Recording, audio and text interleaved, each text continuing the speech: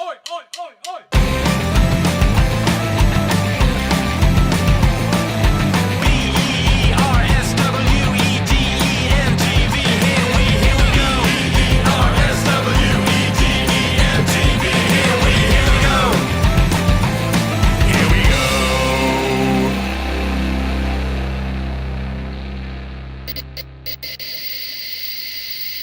Detta avsnitt av BSTV sponsors av Sierra Nevada Brewing Company.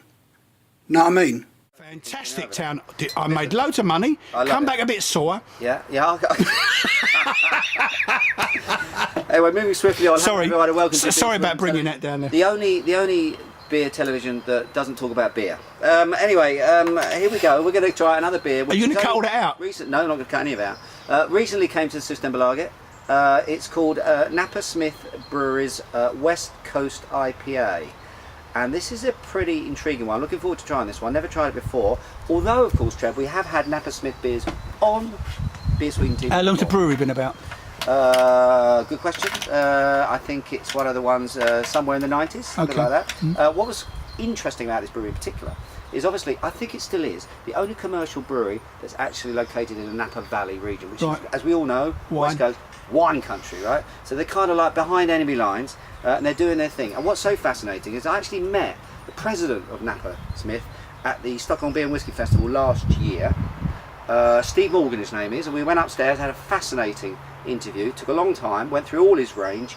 And what came across that I thought was so intriguing about this brewery is that they come from a very wine-like perspective. I mean, Steve himself comes from a wine and spirits background, and they apply that kind of philosophy on wine into beer. So there is a very clear reference to their local environment and their industry and community. And I like that. And I'm going to guess at this because this is what's fascinating. It's a bit of a contradiction to me. Napa Smith Brewery and a West Coast IPA, because West Coast IPAs, Trev, as some of us may know, are the kind of like, they're the bad boys of IPA. East Coast a little bit more malty, West Coast raw, pine, lemon, dry. Yeah, whereas East Coast a little bit more malty, Brooklyn, you know, those sorts of, a little bit more sweetness to it, a little bit kinder bitterness. I mean, obviously still a big bludgeoning IPA, but has a different type of character. Yeah, more kind of European and more malt based, as opposed to the raw kind of in your face West Coast IPA, which kind of flies in the face of what I consider Napa Smith being all about, which is delicate, elegant, layers, onions, layers, you know, type thing. So it's going to be interesting to see how they interpret a West Coast IPA. So these are not just a bunch of blokes that go dude and surf? No, they're very well dressed and elegant, nice people. Not your type of people. Jolly good. Listen, I'm going to pour it up. First things first. No butchers at that. Look at that. Give it a whirl, Trev. Nice. I've said that for a long time, have we, Trev? Give it a whirl.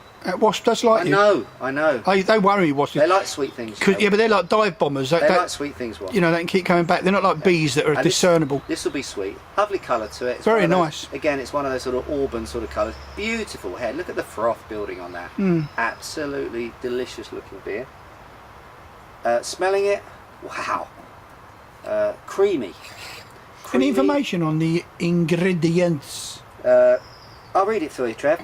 Napa Smith is a handcrafted artesian brewery located in the Napa Valley. West Coast IPA features the citrus and pine aromas of California IPAs. Correct, it does. And medium bodied with a bright golden colour and a dense white foam head. Absolutely. This is how I've written it. This is how I've written it. This delightful beer is richly hopped and finishes with a hint of malt richness. And of course, as Napa always do, they also always put a pairing suggestion for food on the back, and it says our West Coast IPA pairs with spicy foods, grilled meats and cheese. So we're talking curry? Curry will work, absolutely. Tikka masala. Yeah, you've got this lovely floral, it's not too aggressive, it's not too piney, but it's definitely there. But it's rich, and I think this is where the malt, I'm hoping the malt base is sitting underneath this little thing. It's like a pressure cooker. You've got all the hops and everything at the top, making, look at me. But underneath there, you've got this lovely, rich bedrock of malt. Don't taste it yet because we're still leading up to it. This is, you're doing a big excited, build up Trev. here. I'm actually I'm looking excited forward about to coming I'm and excited snatching about it this from one. your end. Because you know why? Because if you can get the best of both worlds, if you can mix East and West, if you can get the malty structure together with the zing of the hops of the West Coast and crunch them into one beer, this is what I'm hoping for. Well, if it's, the thing is, visually, it's lived up to its legend exactly as it described itself. Imagine if it lives up. Yeah. I'm getting excited. All right then, 3, 2, 1. Wait a minute. No, go on. For it. Go for it. It's perfect temperature. Oh, I could drink the whole thing down in one. Mums Philly Baba? Oh, Mums Philly Baba. It does that. It does that. Mm. It's got a thick, rich maltiness. It's smooth. It's elegant. It's got lime peel. It's got peach. It's got lots of nice soft fruit. It's got mango. It's got all of those sorts of things. But on top of that, it's got this elegant maltiness to it that I was really hoping would be there. I bloody love it. Oh, dear. I think it's great. So, and this is what I understand, Trev. I'm not 100% sure about this, but what I understand that this has actually been brewed for the yeah, exactly, for the Swedish market, just specifically for us. Specifically, that's not easy to say. 7.5%, Trev. Clocks in at 80 IBUs. 80. It's a lot. I don't notice that. Don't get that, do you? Don't get it. And it is exactly what I would expect from Napa Smith. It is a brutally elegant beer. It is a ballerina ninja of a beer. Absolutely stunning stuff. Food-wise, I can see it pairing. It's got the structure. It's got the muscle. It's got everything that I like in a IPA. And this really is a fusion of the two styles for me. In terms of rating, Trev, I'm going to go sky high on this. I'm going to go, Trev. Go on, I'm writing it down. I'm making a note of it. 4.7. Go on, lovely. Yeah, absolutely. 4.7. I'm actually 4.7. making a note of that on my phone next time I go down there, whatchamacallit.